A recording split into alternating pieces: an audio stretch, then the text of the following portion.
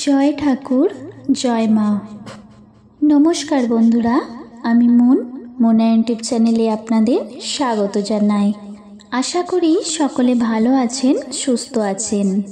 আপনি যদি আপনার প্রত্যেক দিনের জীবনে শুধুমাত্র একটি জিনিস সঙ্গে রাখেন, তাহলে যে কোনো কঠিন ব্যাধি বিপদ থেকে আপনি নিশ্চিত মুক্তি পাবেন। আপনার আর কোনো ভয় থাকবে না। কি সেই জিনিস আর কিভাবে তা আপনার কাছে আপনি রাখবেন, আজকের পর্বে সেই নিয়েই কিছু কথা আপনাদের সঙ্গে শেয়ার করব। এই ভিডিওটি শেষ পর্যন্ত থাকার অনুরোধ করছি। ঋষি অরবিন্দ বলেছেন, শ্রীরামকৃষ্ণ পরমহংসদেব যেন সহসা সবেগে একেবারে সরাসরি স্বর্গরাজ্য অধিকার করেছিলেন। কিন্তু তিনি এটা কিভাবে করতে পেরেছিলেন?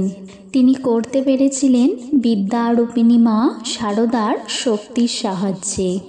একের পর এক সাধনাস্থল তিনি অবলীলাক্রমে উত্তীর্ণ হয়েছিলেন, আর সেখানে নিজের সহজ অধিকার স্থাপন করেছেন। এই উত্তরণে এবং আধ্যাত্ম সাম্রাজ্যের অদ্বিতীয় রাজচক্রবর্তী সিংহাসনে শ্রীরামকৃষ্ণ মহাসমারোহে আরম্ভ করেছিলেন। আর এই আড়ম্বরের তার শক্তি শ্রীমা শারদা দেবী।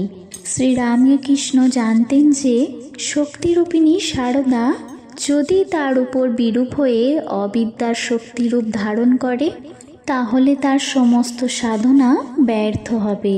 শক্তিরূপিণী মা শারদার সবথেকে বড় পরিচয় তার মাধুর্যময়ী মমতাময়ী মাতৃরূপ। আর এই মাতৃরূপের মধ্যেই নিহিত রয়েছে তার বাণী। মা বলেছিলেন, আমি মা, জগতের মা, সকলের মা। আমি মা থাকতে তোমাদের ভয় কি? ব্রহ্মাণ্ড জুড়ে সকলে যে আমার সন্তান। অনেকেই তার অহেতুকী মমতা ও নির্বিচার স্নেহের সুযোগ নিত। সবাইকে এইভাবে প্রশ্রয় দেওয়া অনেকেরই অপছন্দ হতো, কিন্তু তবু তো তিনি নিরুপায়।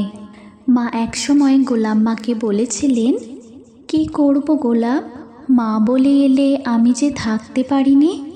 আমি সতেরো মা, অসতেরো মা।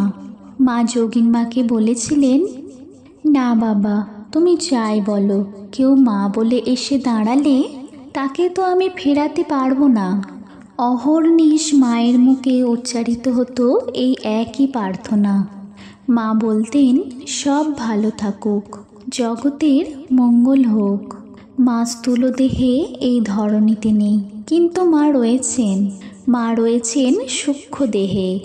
এটা অনুভবের ব্যাপার, বিশ্বাসের ব্যাপার, ভালোবাসার ব্যাপার। আপনি অনুভবে, বিশ্বাসে, ভালোবাসায় মাকে পাবেন।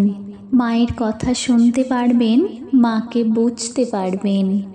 কবিগুরুর ভাষায় বলি, নয়নে সম্মুখে তুমি নাই, নয়নের মাঝখানে নিয়েছে যে ঠাঁই। আমাদের জীবনে কঠিন পরিস্থিতিতে, দুরারোগ্য, রোগ ব্যাধি, চরম বিপদে আপনি একদম ঘাবড়াবেন না, কারণ মা আছে আপনার সাথে। আপনি যেমনই হোক না কেন, যেমনই কাজ করুন না কেন, মা আপনাকে ছেড়ে যাবেন না। মা যে সতেরো মা, অসতেরো মা, এ যে মায়ের নিজের মুখের বলা বাণী, এ কখনো মিথ্যে হতে পারে না। কিন্তু আপনাকে বিশ্বাস ভরসা করতে হবে। মায়ের একটি ছবি আপনি সাথে রাখুন, আর আপনার হৃদয় কমলে সেই ছবিকে আপনি প্রতিষ্ঠিত করুন। তারপরে আপনি শুনতে পাবেন মায়ের কথা, মায়ের আদেশ নির্দেশ। মা আপনাকে পথ দেখাবেন। শক্তিরূপিণী মাকে তো সহজে চেনা যায় না, বোঝা যায় না, ধরাও যায় না, কারণ আমরা সকলেই জানি শক্তি মানে ঐশ্বর্য বা বিভূতি। আর মা তো সম্পূর্ণ নিরস্ত হয়ে লুপ্ত হয়ে এসেছিলেন। কখনো তিনি আত্মপ্রকাশ করেননি, কেউ তাকে বুঝতেও পারেনি। কিন্তু কখনো কখনো তবুও অবগুণ্ঠন সরে গিয়েছে তার। কখনো কখনো মা নিজের পরিচয়ও দিয়ে ফেলেছেন। যেমন একবার আত্মীয়াদের জ্বালাতনে অতিষ্ঠ হয়ে মা তাদের বলে ফেলেছিলেন, তোরা আমাকে বেশি জ্বালাতন করিস নে। এর ভিতরে যিনি আছেন তিনি যদি একবার ফোঁস করেন তখন ব্রহ্মা বিষ্ণু মহেশ্বর কারোর সাধ্য নেই যে তোদের রক্ষা করেন। পাগলি মামির কথা আমরা সকলেই জানি, আর পাগলি মামি যে মাকে কতটা জ্বালাতন করত তা প্রায় সকলেরই জানা। মা একবার অতিষ্ঠ হয়ে পাগলি মামিকে বলে ফেলেছিলেন, আমি যদি তোকে মারি দুনিয়ায় এমন কেউ নেই যে তোকে রক্ষা করতে পারে, আর এতে আমার কোনো পাপও নেই পুণ্যও নেই। আবার একদিন বলেছিলেন, তুই কি আমাকে সামান্য লোক মনে করিস? তুই আমাকে সামান্য লোক মনে করিস নে। তুই যে আমাকে এত শাপান্ত করে মা বাপ তুলে গাল দিস, আমি তোর অপরাধ নেই না। ভাবি দুটো শব্দ বই তো কিছু নয়, আর আমি যদি তোর অপরাধ নিই তাহলে কি তোর আর রক্ষে আছে? একবার এক ভক্ত মাকে প্রশ্ন করেছিলেন, মা, ঠাকুর যদি স্বয়ং ভগবান তবে আপনি কে? বিন্দুমাত্র ইতস্তত না করে মা উত্তর দিয়েছিলেন, আমি আর কে, আমিও ভগবতী। একবার কামারপুকুর থেকে জয়রামবাটি আসছেন শ্রীমা, সঙ্গে শিবুদা। শিবুদা তখন বেশ ছেলে মানুষ। জয়রামবাটির কাছে প্রায় মাঠের মধ্যেই এসে শিবুদার হঠাৎ কি মনে হওয়ায় দাঁড়িয়ে পড়লেন। মা কিছু দূর এসে পেছনে কারোর পায়ের শব্দ শুনতে না পেয়ে ফিরে গিয়ে তার দিকে তাকিয়ে দেখেন শিবুদা দাঁড়িয়ে আছে। মা বললেন, ও কি রে, এগিয়ে আয় শিবু। শিবুদা বললেন, একটা কথা বলতে পারো? তাহলে আমি আসতে পারি। মা বললেন, কি কথা? শিবুদা তখন মাকে বললেন, তুমি কে বলতে পারো আমাকে? মা উত্তরে শিবুদাকে বললেন, আমি আবার কে? আমি তোর খুড়িমা। শিবুদা বললেন, তবে যাও, এই তো বাড়ির কাছে এসেছো, আমি আর যাব না। এদিকে বেলা প্রায় শেষ হয়ে আসে, সন্ধ্যা ঘনিয়ে এসেছে। মা বিপন্ন হয়ে বললেন, দেখো দেখি, আমি আবার কে রে? আমি মানুষ, তোর খুড়ি। শিবুদা বললেন, বেশ তো, তুমি যাও না। শিবুদাকে নিশ্চল দেখিয়ে মা শেষে বললেন, লোকে বলে কালী। শিবুদা মাকে বললেন, কালী তো ঠিক? মা বললেন, হ্যাঁ। শিবুদা তখন খুশি মনে বললেন, ঠিক আছে, তবে চলো।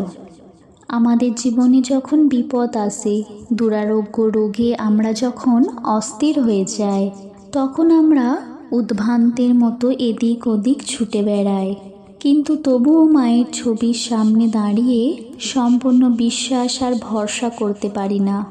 এক ভক্ত মাকে একদিন প্রশ্ন করলেন, আপনি তো সাক্ষাৎ জগৎ জননী, কিন্তু তবুও আপনাকে সাধারণ মানুষ ভাবে কেন মা? তারও উত্তর দিয়েছেন শক্তিরূপিণী মা শারদা। মা বলেছিলেন, সকলেই কি আর চিনতে পারে মা? ঘাটে একখানা হীরা পড়েছিল, সবাই পাথর মনে করে পা ঘষে তাতে স্নান করে উঠে যেত। একদিন এক জোহরি সেই ঘাটে এলো। সেই ঘাটে এসে দেখে সেটিকে চিনে ফেলল যে সেখানা একখানা প্রকাণ্ড মহামূল্য হীরা। আর সেই জন্যই মা নিজের মুখে বলে গেছেন, আমি থাকতে এরা কেউ আমাকে জানতে পারবে না, চিনতেও পারবে না, কিন্তু পরে সব বুঝবেন। আপনার জীবনের কঠিন পরিস্থিতিতে, আপনার জীবনের বিপদে, অসময়ে আপনি কিভাবে মাকে ডাকলে মায়ের সাড়া পাবেন সেই আদেশ দিয়ে গেছেন মা স্বয়ং। মা বলেছেন, খাটতে হয়, না খাটলে কি কিছু হয়? সংসারের কাজকর্মের মধ্যেও একটি সময় করে নিতে হয়। আমি বলি, ভোর 3টের সময় উঠে জপে বসুক, দেখি মনে কেমন শান্তি না আসে। তা তো করবে না, কেবল অশান্তি অশান্তি। আমি তো আছি, আমি মা থাকতে কিসের ভয়? আপনি আপনার প্রত্যেক দিনের জীবনযাপনের মধ্যে দিয়ে, প্রত্যেক দিনের প্রার্থনার মধ্যে দিয়ে চির আনন্দময় সত্তাকে নিজের মধ্যে উপলব্ধি করুন, আর সেই সত্তাকে নিজের প্রকৃত সত্তা বলে চিনে নিতে চেষ্টা করুন। তাহলে আপনি জীবনের প্রকৃত আনন্দ লাভ করতে পারবেন, প্রকৃত সুখকে উপলব্ধি করতে পারবেন। সুখকে উপলব্ধি করতে গেলে দুঃখকে যে জয় করতে হবে আপনাকে, আপনি তখনই দুঃখকে জয় করতে পারবেন যখন আপনি সুখের অনুসন্ধান করতে পারবেন। মায়ের ভাবনা, মায়ের প্রার্থনার মধ্যেই আপনি আপনার জীবনের সুখ ও আনন্দ খুঁজে পাবেন। ঠাকুর, মা, স্বামীজির চরণে প্রণাম জানিয়ে আজকের পর্ব এইটুকুই। সকলে ভালো থাকবেন, সুস্থ থাকবেন। ভিডিওটি যদি ভালো লেগে থাকে ভিডিওটিতে একটি লাইক করবেন। তার সঙ্গে কমেন্ট বক্সে জয় ঠাকুর, জয় মা লিখতে ভুলবেন না। ধন্যবাদ, নমস্কার।